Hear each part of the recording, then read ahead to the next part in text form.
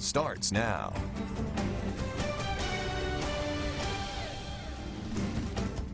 Thank you for joining us tonight at 10. Recent violence has one Starkville pastor on a mission to bring about change. Pastor Abdul Lee is taking his ministry into Brookville Garden Apartments. You may remember a fatal shooting happened at the complex just last week. Our Quentin Smith tagged along with the pastor. Quentin, this is a part of his community outreach program. That's exactly right, Scott. The pastor says he wants to make a difference. Lee says he's disheartened and turned off by the recent violence he's seeing. Now he wants to use his platform to spread God's word and put an end to the senseless violence that he believes is plaguing the community. And I thank you right now in the name of Jesus, Lord. On a mission to create change is Pastor Abdul Lee. I thank you once again for allowing this opportunity to be able to bless these young people, Lord. He spent the day pounding the pavement, praying with residents in Brookville Garden Apartments, both young and old. Eternal God, our Father, Lord, I thank you right now for this blessed opportunity to be able to pray, Lord. He's determined to do something about the recent rash of violence in his community. I just think it's an opportunity just to let people know that somebody do care. See, it's personal for Lee. Not only is he from Starkville, but he also once lived in Brookville Garden Apartments. I've dealt with a situation where one of my sons got in his own ordeal, and I've lost mine before, so my heart goes out to it really touches me deep down in my soul to see a parent have to lose their child, either have to deal with the fact of having a child being locked up. I take that extremely personal. His ministry takes him out of the pulpit and into the community that he serves. He wants others to learn from his mistakes and to know they don't have to resort to drugs or violence. I'm not a judgmental pastor. I understand what they're going through.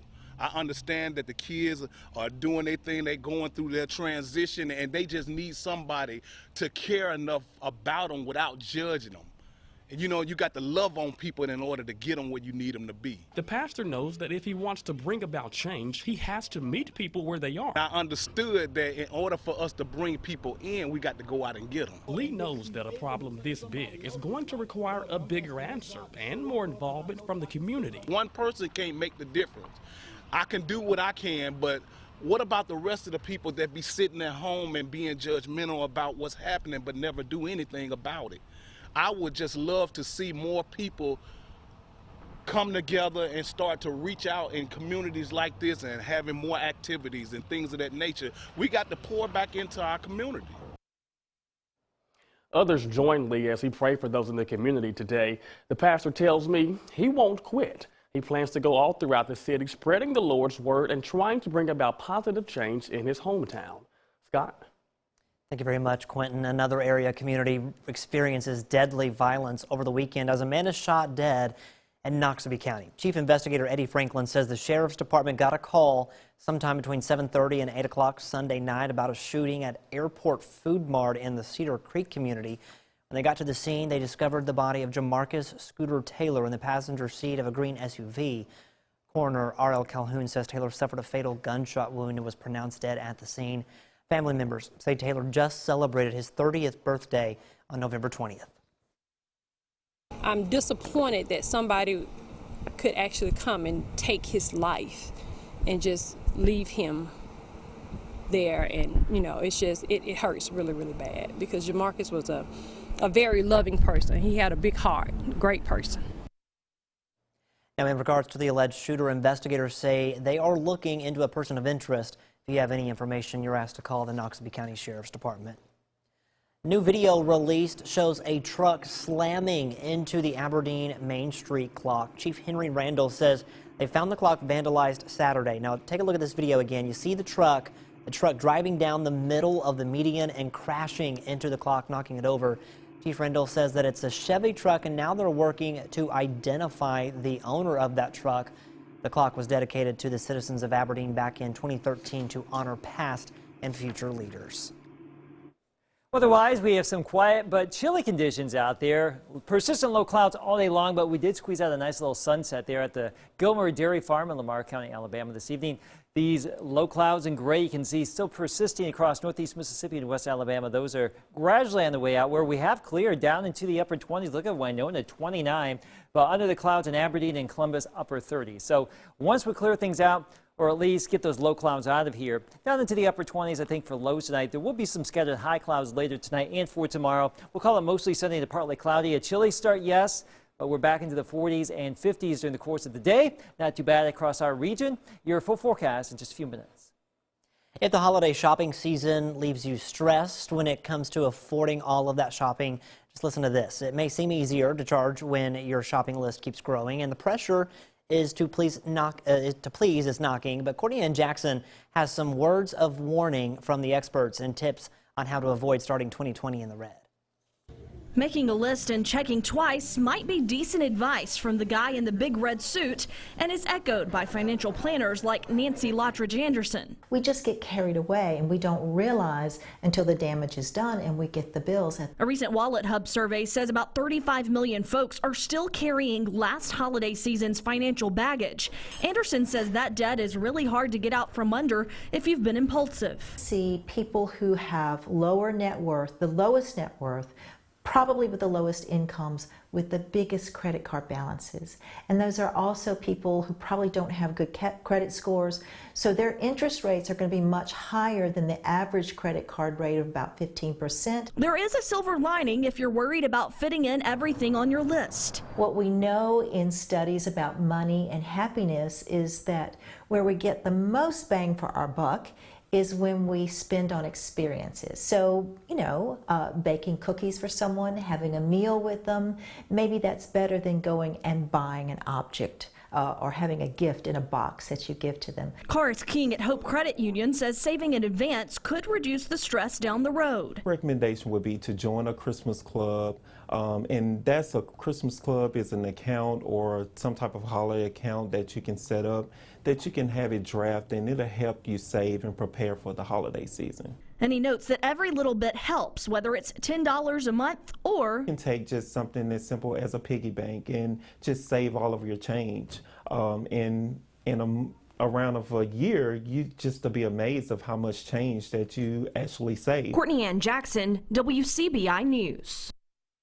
Another bit of advice from that financial planner: think about quality versus quantity and reevaluate it if everyone on your list needs a traditional gift. Not everybody at my house is getting one. No, I'm just kidding. All right, 'tis the season to be jolly. Several area cities were merry and bright for Christmas parades tonight. Columbus, Starkville, Amory, Louisville, all hosting their annual parades. Dozens lined up the streets in those North Mississippi towns to catch a glimpse of all the lights. And of course, Santa was pretty busy too, showing up at each parade. And there's still more parades happening over the next couple of weeks. Well, education, it plays a vital role towards the future of our children. And at Vardaman Elementary, educators there are making sure that no child is left behind in the path to success. Our Stephanie Poole has more. Tulips are beautiful flowers. Go ahead, Daniel. They are shaped like a cup. For the past 22 years, Annie Anderson has taught EL at Vardaman Elementary School. EL is an English language development program which serves students who come from non-speaking English homes. Picture yourself going to a foreign country and not knowing the language. I mean, you have to start from basics. I mean, from the beginning. Because these kids, like I said, most of these, when they start school, they know no English. Over 80 kids are enrolled in Miss Annie's class, all ranging from kindergartners to 6th graders. Everyday students are taught writing, speaking, listening, and reading skills. I went to the ocean. I saw a whale. Good job, Brandon. We're very successful. As a matter of fact, last year, with our state testing for accreditation and stuff, our EL students received 31 out of the possible 35 points. But some days are more challenging than others. I can remember when I started, I was like, I just want to see some of these kids graduate from high school. And several years I worked, because they would drop out of school, not finish, That's why Miss Annie and the entire school board work tirelessly to make sure these students will thrive in the EO program and other class assignments, making sure they're ready for the next grade up. I'm so grateful and thankful to be working, and I feel so useful being able to help. All day these teachers and their aides are pulling these students and giving them extra tutoring and just extra help. So we all work together as a group. Reporting in Calhoun County, Stephanie Poole, WCBI News. Anderson says the enrollment rate for Vardaman Elementary School program is steadily increasing year after year. Well, time to send things over to Chief Meteorologist Keith Gibson. Keith, I don't know about you, but I'm still trying to warm up from the Christmas parade tonight. Chilly out there tonight, everywhere. It's just been cold. It's cold, and a lot of you in Vernon, Alabama, well, we can't see the low clouds. They're out there at Durham's Pharmacy. And for you in West Alabama and really everywhere else, brighter skies here on Tuesday, low 50s in many spots. We'll forecast this. Your WCBI First Alert AccuWeather forecast with Chief Meteorologist Keith Gibson. Now, early December hurricane season officially done in the Atlantic Basin. Not to say we can't get a rogue tropical system this late in the year, but essentially it's done. We've had 18 named storms. You can see their tracks here. 5 actually in the Gulf of Mexico, one of the busier seasons we've had in the Gulf of Mexico since records began, but the average is about 12. But fortunately, the hurricane season essentially done. Now we are advancing into the cold weather season. Winter officially begins in just a few weeks, and right now, as of this morning, 46.2% of the lower 48 covered in snow. So it's been a very snowy fall, soon to be winter. There's Buddy hanging out on the couch. This is our forecast for tonight. For you, Tuesday, 54 degrees. Wednesday, mostly sunny around 60, and a shot at some low 60s with some increasing clouds on Thursday. Today, we've had some persistent low cloudiness. You can see our time lapse from Louisville, Mississippi. Folks gathering there this evening for that wonderful Christmas parade. And as we look at our current conditions across our area here in Louisville and Columbus, Tupelo, Vernon, in the upper 30s to mid 30s, even some upper 20s where we have cleared things out. Oxford and Winona, a sign of things to come. A little bit warmer where we have some of those low clouds still around, those low clouds acting like a little bit of a blanket. But the rain, the snow continues up there in New England right now. Our next weather maker just hanging out across the Pacific coast way out there, but that's coming our way for Friday, a chance for more rain in our region. For tonight, mainly clear once those low clouds get out of here and once we clear things out into the upper 20s. Now, we'll call it mostly sunny to partly cloudy tomorrow, some scattered higher clouds, but overall a brighter day for us. Temperatures into the low to mid 50s, about 54 in Columbus. For you in Tupelo, 53, 54 Starkville, and in Ackerman. Futurecast shows those low clouds on the way up, but we may see some scattered high clouds tomorrow here. Mostly sunny as we get into your day on Wednesday, too, with some pretty nice temperatures around 60 degrees. Now, the next system is coming our way for Thursday night and Friday. Clouds will increase out ahead of it. Thursday night, Friday morning, right there, a chance for some showers. No storms expected here, nothing too terribly heavy. At least that's what we're thinking. That's what we're thinking now. But there will be some rain in the region here as we close out the work week. All right, here's your 70 forecast. You can see where we're headed here for the next week. 50s tomorrow, around 60 on Wednesday and Thursday. Dry here, chilly nights, but over the next couple of nights, probably not as cold as what we'll have tonight. 55 on Friday, sky areas of rain. Your weekend's looking pretty good right now. Can't rule out an isolated shower Sunday, but I think we'll have a better chance for some rain and storms early next week with some slightly warmer air. And so tonight, if we can just get through tonight's little coldish snap. Or one night cold snap, yes. I mean, people at the Christmas parades today, earmuffs. I mean, they pulled out their full winter gear. I had double layers. I had my fleece, and then I had my big puffy winter coat. Oh, yeah, you had to. And my elf hat, of course. All right, thanks very much, Keith. Well, the final End Zone show, it aired Friday night. Coming up a little bit later in sports, we look at last week's top 5 plays. You're watching WCBI News at 10 with Scott Martin.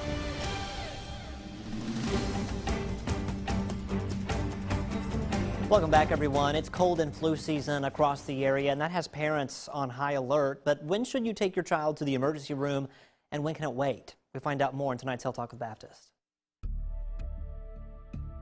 Hi, I'm Dr. Pam Sykes, a pediatrician at Baptist Memorial Hospital, Golden Triangle. One of the most common questions I get from parents is, when do I need to take my child to the emergency room? We need to remember that ER stands for emergency room, which means it is for life or death emergencies. This includes health concerns that cannot wait until the morning when a patient can see their regular pediatrician. The definition of an emergency can be subdivided by age, and tonight we will discuss recommendations for infants younger than 2 months old. An infant younger than 2 months old should be taken to the ER if they have a fever greater than 100.4 rectally. For a baby younger than 2 months old, fever is a significant finding that frequently requires admission to the hospital. Difficulty breathing. Breathing hard, fast, wheezing, or labored breathing is an emergency that should be evaluated immediately. Vomiting, not just reflux, which could cause dehydration. I frequently remind my patients that ER docs are trained for life and death emergencies and are not trained for routine infant-child care. A runny nose, cough, cold, congestion,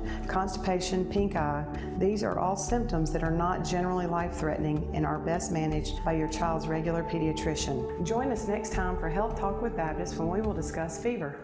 Mail your topic suggestions to healthtalk@wcbi.com. Health Talk has been brought to you by Baptist Memorial Hospital Golden Triangle. The search begins to find the next head coach of Ole Miss football. More on the university's decision to move on from Matt Luke next in sports. Here's sports with Tom Ebel. For the third time this decade, Ole Miss football begins the search for a new head football coach. Keith Carter and the athletic administration choosing to move on from Matt Luke Sunday. It'll be the first big decision for newly named athletic director Keith Carter. Carter saying the move a step toward improving the overall morale around the football program. Carter says he'll handle the majority of the search, similar to what landed Kermit Davis. The AD saying that's the kind of hire he wants to make. Ultimately, you got to sit down with people, you got to look them in the eye, and you got to talk about, a shared vision. You got to talk about them wanting to be at our place, wanting to build our program, wanting to be at Ole Miss. And I think when we were with Kermit, he was the last person that we interviewed, just based on timing, and we knew within 5 or 10 minutes that it was different. And I think that's what I'm looking for here. I want to sit down across from somebody, and when you see in their eyes what their vision is, how excited they are for our opportunity, all those things, and they have to fit the mold, a lot of the things we talked about. But that's what I'm going to look for, and I think that search is going to be a very valuable resource as I go into this one. In the meantime, Carter says defensive coordinator Mike McIntyre has been promoted to interim head coach. Mississippi State senior center Darrell Williams named SEC Lineman of the Week for his Egg Bowl performance. Williams was the Bulldogs' highest graded lineman, didn't allow a single pressure, and helped pave the way for 210 yards rushing in the 21-20 Egg Bowl win. It's Williams' third career honor from the SEC. Mondays can be tough, but Mondays also mean top plays. Our top 5 plays from the semifinal round of the high school football playoffs, some helping lift teams to a title. WCBI Sports End Zone Top 5 Plays of the Week are brought to you by your local Subway restaurants. The top plays kicking off with some big-time runs. We start with Knox Peters' Raheem Hawthorne. Watch Hawthorne dragging 4 defenders into the end zone for the touchdown. Man, we'll miss seeing Raheem and Knox Pater on the end zone and top 5 plays. They fall in the north half route. Number 4, West Point, Beast Cat. Kelviante Gibbs, the big fella, dragging a human being. Another one jumps along for the ride, tracking people for the touchdown. West Point advances to its 4th straight state championship. Number 3, a bit of trickery from Oxford. J.J. Pegues hands off to John Marr. We're used to seeing it the other way around. Marr on the end-around touchdown for the score. Oxford punches its ticket to the 6A state championship. Number 2, Corinth taking on Greenwood. D.T. Sheffield rolling out right. He's going to find Caden Betts. Watch this, 1 missed tackle, 2 missed tackle, 3 missed tackles, and 1 gets him by the shoelace, but it doesn't matter. He's in for the touchdown. Heck of a run. Corinth is in the state championship. And number 1, you know I love big men touchdowns. The hit, the ball loose. It's picked off by Mateo Chandler. And look at the big fellow rumble in for the pick 6. What a play for the Knoxville County defensive lineman. Chandler listed at 5'10", 235. Big fella, go score yourself a touchdown and get the top play in the semifinal round of the end zone. The final weekend of the high school football season. Time to name some state champions for the 2019 season. It all goes down in Hattiesburg at the Rock. Taking a look at the schedule for Friday and Saturday. A big weekend of football. 11 a.m. Class 3A. The Knoxville County Tigers will take on Jefferson Davis County in the 3A state championship first thing Friday. 3 p.m. Class 1A. Nanawaya taking on Lumberton. 3 p.m. 7 p.m. Big boys. 6A, Oxford and Oak Grove battle for the 6A state championship. On Saturday, 11 a.m., Class 4A, Corinth taking on Poplarville. 3 p.m., Charleston taking on Taylorsville. 7 p.m., Class 5A West Point taking on Picayune, maybe saving the best for last in that one. Check your local listings, the My Mississippi channel, MYMS channel. Go check and see if you can find it. All the information can be found on our website at WCBI.com and our Facebook and Twitter at WCBI Endzone. So speaking of the state championships, starting tomorrow, we'll be previewing the WCBI area teams that will be competing for a gold ball. Starting with Nanawaya tomorrow for 1A. We check in with 3A and 4A, Noxubee and Corinth on Wednesday, and we finish with the big fellas, West Point and Oxford on Thursday. Kickoff on Friday. Scott, you already know we'll be down in Hattiesburg for the state championship. We went 4-0 as a WCBI viewing area in the titles last year, hoping to do the same this year. And, you know, I'm sure we can, right? They've got it in them. Hey, we'll make it 5-0 this year. Hey. 5 out of 6 have a WCBI area team. Sounds good. We'll have last week's forecast when we come back. Out the door in the morning, we are looking at temperatures somewhere in the upper 20s to around 30, so a chilly start for us, but we are going to see a fair amount of sunshine as we go throughout the course of the day. Here's your AccuWeather 7-day forecast. 50s tomorrow, low 60s Wednesday, Thursday, that next rain chance Friday. There's probably going to be a little bit of rain around time for those high school football games in Hattiesburg, but no severe weather. I was really excited for that graphic. I didn't know what was going to happen when we walked out the door. Like, what are we doing? A monster could come out. Have a good night, everyone.